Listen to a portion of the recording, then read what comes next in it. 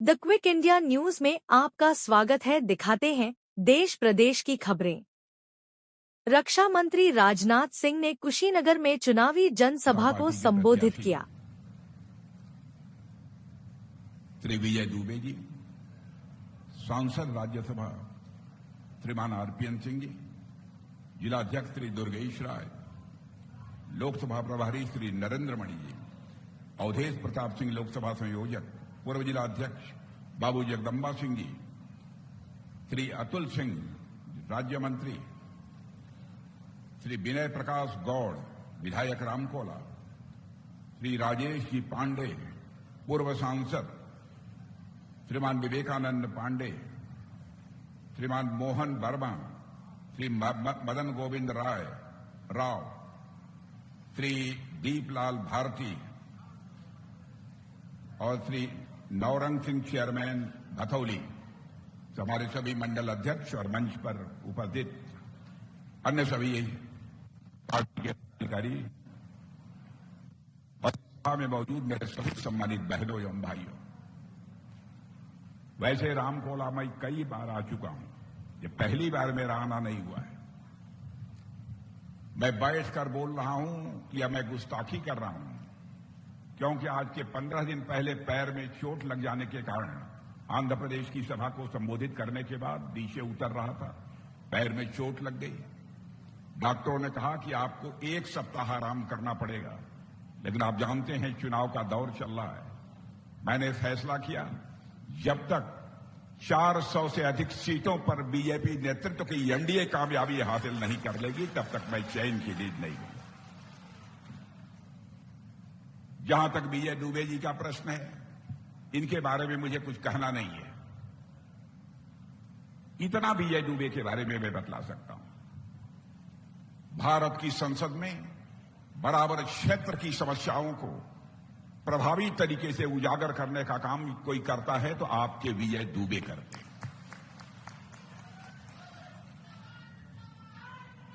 इसलिए मैं विजय दुबे के लिए आप सबसे अपील करने के लिए आया हूं। मेरे बहनों भाइयों, मैं देख रहा हूं कि गर्मी बहुत है और बराबर आप गमछे से हवा झल रहे हैं। गर्मी मुझे भी लग रही है, लेकिन क्या करें, मजबूरी है। मेरा यह मानना है, हमारी पार्टी का यह मानना है, हमारे प्रधानमंत्री का मानना है, बार बार चुनाव होना यह ठीक नहीं है।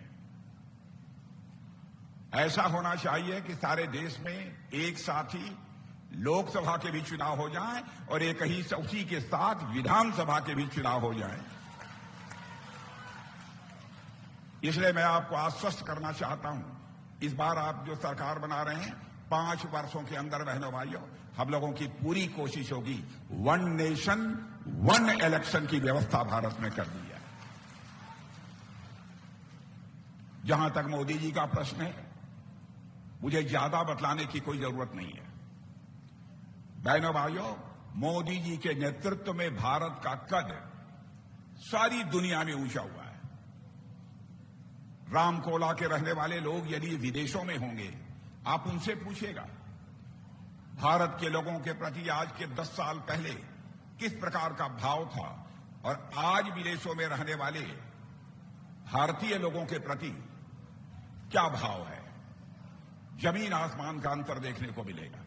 बहनों भाइयों, 25 वर्षों से तो मैं विदेशों में जा रहा हूं। विदेशों के मंचों पर, अंतर्राष्ट्रीय मंचों पर मुझे विचार व्यक्त करने का मौका कई बार मिला है। संयुक्त राष्ट्र संघ में भी मैं बोल चुका हूं। मैं पहले देखता था कि हम लोग भाषण देने के लिए भारत के लोग खड़े होते थे तो हमारी बातों को जितनी गंभीरतापूर्वक सुना जाना चाहिए लोग नहीं सुनते थे, लेकिन आज भारत अंतर्राष्ट्रीय मंचों पर कुछ बोलता है, सारी दुनिया कान खोलकर सुनती है भारत बोल क्या रहा है। मेरे बहनों भाइयों, यह भारत की हैसियत, यह भारत का कद बना है।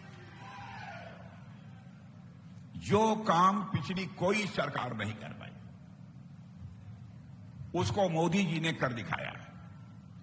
जानते हैं, हमारा पड़ोसी देश पाकिस्तान है।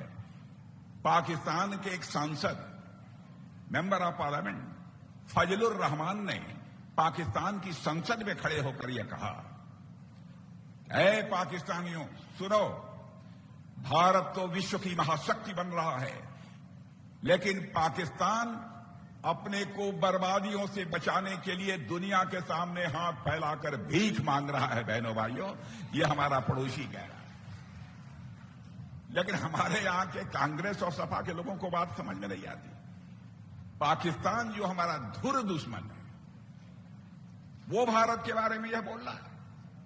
वहां का सांसद और यहां के कांग्रेस और सपा के लोगों के समझ में नहीं आ रहा है। वह मोदी जी का विरोध कर रहे हैं। धन दौलत के मामले में बहनों भाइयों, हमारा यह भारत 2014 के पहले, मोदी जी के आने के पहले, दुनिया के देशों में धन दौलत के मामले में हमारा भारत 11वें स्थान पर। और आपको जानकर खुशी होगी, 8 वर्षों के अंदर मोदी जी ने वह करिश्मा कर दिया जो कि आजाद भारत में कोई मां का लाल नहीं कर पाया। धन दौलत के मामले में जो हमारा भारत दुनिया के देशों में 11वें स्थान पर खड़ा था, वह जंप लेकर आज दुनिया के देशों में 5वें स्थान पर पहुंच गया है। मैं नहीं, दुनिया के बड़े बड़े अर्थशास्त्री जो धन दौलत इन सब सारी चीजों के बारे में बात करते हैं, उन अर्थशास्त्रियों का भी यह कहना है, दुनिया के, और इनकी फर्म्स भी होती हैं, उनको फाइनेंशियल फर्म्स बोलते हैं, उन लोगों का कहना है दुनिया में सर्वाधिक तेजी से आगे बढ़ने वाली अर्थव्यवस्था यदि किसी की है तो भारत की है। और भारत ऐसे ही आगे बढ़ता रहेगा। और आज के 2.5-3 साल के बाद देख लेना बहनों भाइयों, धन दौलत के मामले में हमारा भारत दुनिया के सारे देशों में 3रे स्थान पर आकर खड़ा हो जाएगा। सबसे धनवान देश आज माना जाता है तो अमेरिका माना जाता है, उसके बाद दूसरा देश माना जाता है तो चीन माना जाता है। आप 2027 नोट कर लीजिए, राजनाथ सिंह कभी झूठ बोलकर नहीं जाते हैं। 2027 नोट कर लीजिए, धन दौलत के मामले में हमारा भारत अमेरिका और चीन के बाद 3रा देश बन जाएगा दुनिया में। और यह भी नोट कर लीजिए, मैं गणित का विद्यार्थी रहा हूं, अच्छी तरह मैं चीजों को समझता हूं। मेरे बहनों भाइयों, मैं 2047 तक भारत विकसित भारत बन जाएगा, इसमें कहीं दो राय नहीं। लेकिन दुनिया में सबसे धनवान देश यदि ऐसे ही हमारी सरकार चलती रही तो मैं दावे के साथ कह सकता हूं 2070 आते आते दुनिया का सबसे धनवान देश यदि कोई होगा तो हमारा और आपका देश यह भारत होगा। यह है भारत की हैसियत है। भारत अब कमजोर भारत नहीं रहा है। भारत अब दुनिया का ताकतवर देश बन गया है। पहले आपने देखा होगा पाकिस्तान से आए दिन आतंकवादी आकर बड़ी बड़ी आतंकवादी वारदातें करके चले जाते थे, सकुशल वापस हो जाते थे। लेकिन आप सुन रहे हैं अब देश में कश्मीर को छोड़ दिया जाए, महीने में 1-2 घटनाएं आतंकवाद की बामुश्किल होती हैं, नहीं तो इस हिंदुस्तान के किसी राज्य में कोई आतंकवादी वारदात नहीं होती। हमारा पड़ोसी पाकिस्तान भी समझ गया है भारत अब पहले का भारत नहीं रहा है। भारत के अंदर वह ताकत है कि सीमा के इस पार भी मार सकता है, जरूरत पड़ी तो सीमा के उस पार भी जाकर मार सकता है। यह भारत के अंदर ताकत है। आपको मालूम है बहनों भाइयों, ब्रह्मोस मिसाइल बना रहे हैं, और ब्रह्मोस मिसाइल केवल भारत की रक्षा के लिए नहीं बना रहे हैं, विश्व के हमारे जो मित्र देश हैं उनको हम मिसाइल अब एक्सपोर्ट कर रहे हैं, उनको भी देने का हम काम कर रहे हैं।